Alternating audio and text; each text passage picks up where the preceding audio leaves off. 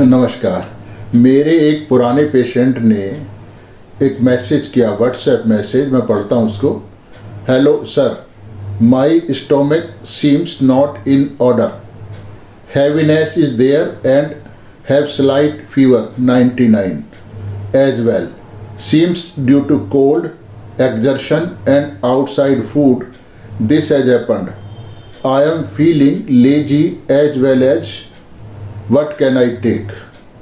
तो तुरंत ही मैंने इसको जवाब दिया, take opium 200 every 4 hourly, report me in the evening. या दवाई का नाम मैंने इसको बताया है 11:50 पे, और मैंने कहा कि भाई आप शाम को समय बजे बताओ, अगर रिलीफ ना लगे तो मुझे मालूम था रिलीफ इसको 2-4 मिनट में लग जाएगा। शाम को 7:45 बजे इसका मैसेज आ जाता है, I am feeling better, so should I continue taking opium only. तो मैंने इसको जवाब दिया कि अगर आपको रिलीफ आ रहा है तो आपको कोई दवाई लेने की आवश्यकता नहीं है, अगर ठीक लग रहा है तो ज़रूरत नहीं है, तो दोबारा गड़बड़ लगे रात को कल तो फिर ले लेना। तो अभी इसको समझते हैं, इसको मैंने क्या रूब्रिक लिए थे।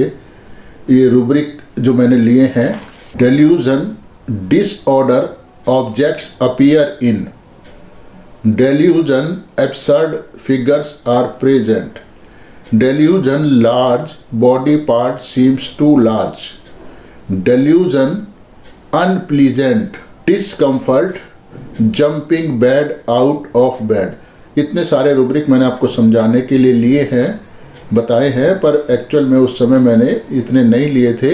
उस समय सिर्फ ये 2 ही रूब्रिक थे, डेल्यूजन, डिसऑर्डर, ऑब्जेक्ट्स अपीयर इन डिसऑर्डर, डिसकम्फर्ट। इन्हीं के बेस पे उसको ओपियम दे दी थी, जो तुरंत ही उसको रिलीफ आया। इसको समझते हैं।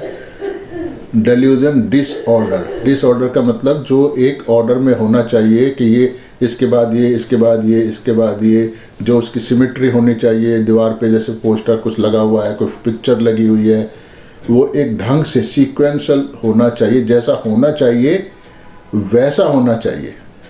तो वो गड़बड़ा गया तो उसको कहते हैं डिसऑर्डर हो गया, ख़राब हो गया, बिगड़ गया ये सब कुछ। तो इसका स्टोमक सीम्स, ऐसा इसको लग रहा है, लग का मतलब डिल्यूजन, सेंसेशन है ये कि मुझे मेरा पेट जैसा होना चाहिए अब वैसा नहीं है, ख़राब है, और इसके कारण उसको डिस्कम्फर्ट हो रहा है, जिसकी वजह से, उस डिस्कम्फर्ट की वजह से इसने तुरंत ही मुझको दवाई लेने के लिए मैसेज कर दिया।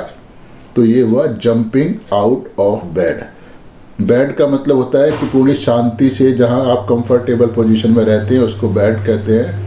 बेड में रहना ऐसी स्थिति को कहते हैं जहां आप बड़े लेयरली बैठे हैं और कोई एक्शन नहीं ले रहे। तो इसने out of bed, jumping out of bed का मतलब हुआ कि इसने इस सिचुएशन को देखते हुए तुरंत ही बिना टाइम गंवाए हुए तुरंत उस पर एक्शन ली, यानी एक्शन लेने के लिए ये एकदम उतावला हो गया कि अभी लो।